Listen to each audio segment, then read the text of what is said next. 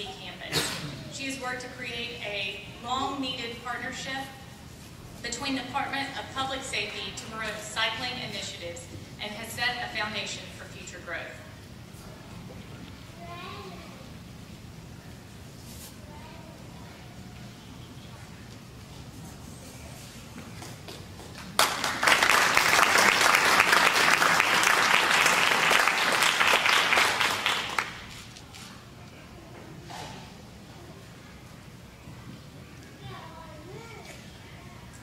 Now we would like to take the opportunity to recognize more individuals. Our Employer Outreach Coordinators, or ETCs as we like to call them, are the individuals that work with our employees at employer on-sites.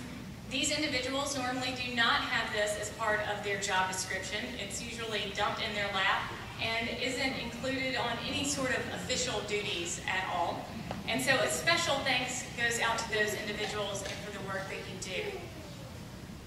Martha Fletcher is the first person we would like to recognize. She is with the North Carolina State Bar, located in downtown Raleigh. We all know that the saying, the stomach is the way to a man's heart. We like to believe that that's not true just for men. That's why we provide the food in the back. And this year, State Bar had 50% of their employees pledged to participate in the Smart Commute. Granted, that could have been the 50% of the men that work there, but I'm going to guess that it was 50% of all employees. They provide programming and promotions throughout the year to encourage employees to consider trying something besides a drive-along commute. Thank you, Martha.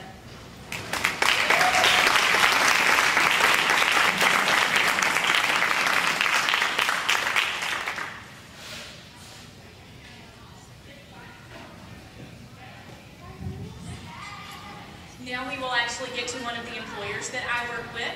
Cindy U. Robinson is with URS over in Perimeter Park.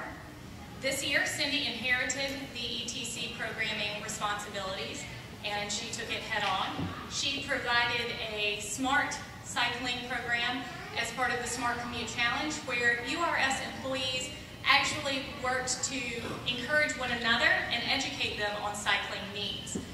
They had coworkers that focused on nutrition, route planning, and safety, even apparel, for their part of encouraging a valuable active commute. They're also working to improve cycling conditions and amenities at their local office, and they have recently applied for the League of American Bicyclists business-friendly recognition, and we are waiting anxiously to see if they get that final nod.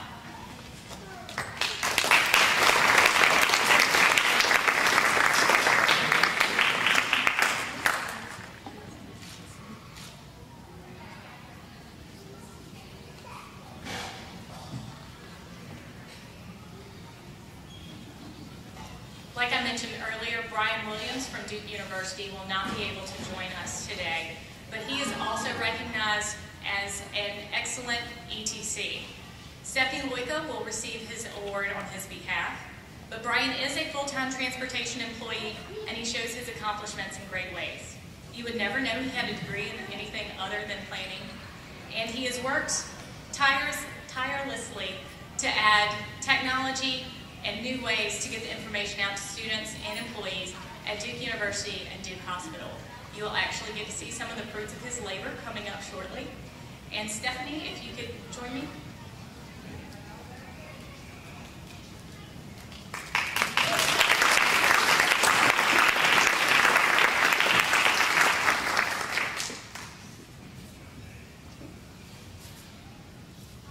Finishing our westbound trip down I-40, we come to the University of North Carolina, Chapel Hill.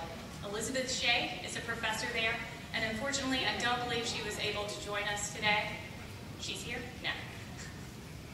Okay, I don't think she was able to join us today, but Professor Shea worked to fully research and lay the groundwork for new recognition by the League of American Bicyclists. They have created a bike-friendly university title, and they have done all of the research as a class to get the information pulled together, and UNC hopes to fill out the final application in the coming year. UNC interns will receive the award on her behalf. Thank you.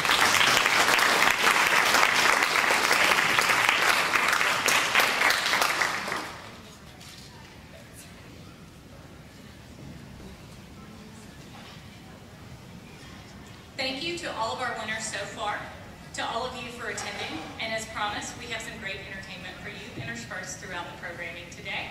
And the first is the video Zombie Lurch. As I mentioned earlier, Brian Williams, the ETC for Duke University, has a background in film media and has done some creative work and outreach with Duke University, one of which is working with this film to promote the Bull City Connector. This is Duke University.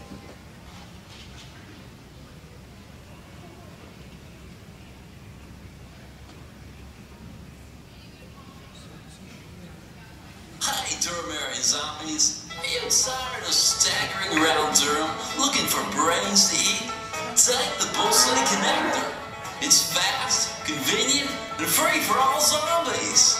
But hey, it's not just for reanimated corpses.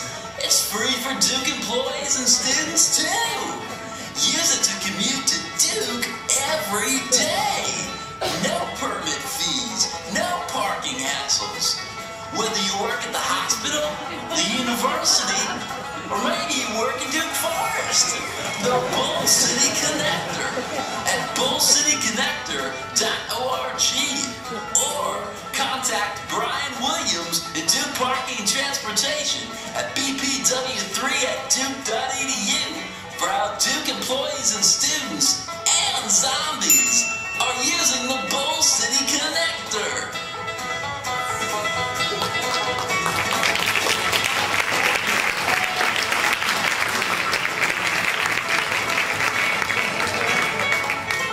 Produced by the Office of Communication Services, online at hr.duke.edu.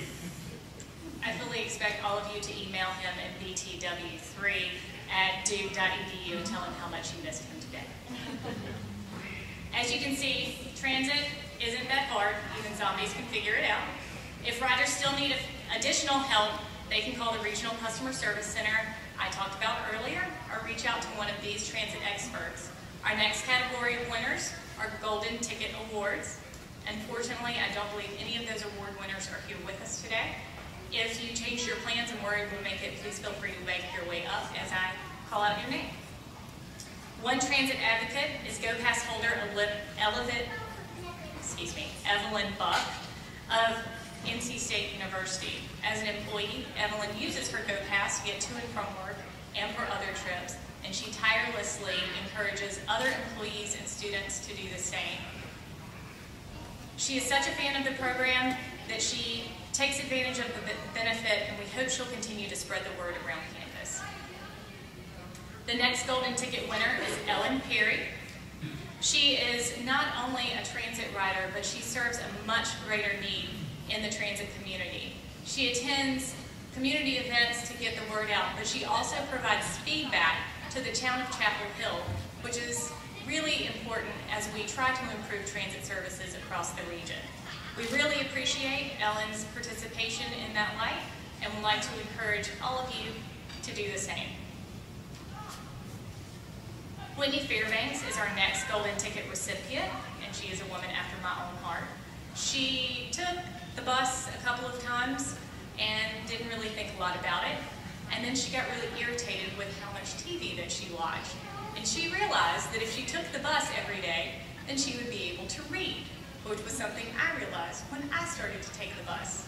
Whitney now takes the bus every day, or at least tries to, and she takes her book with her, getting 45 minutes of reading round trip every day.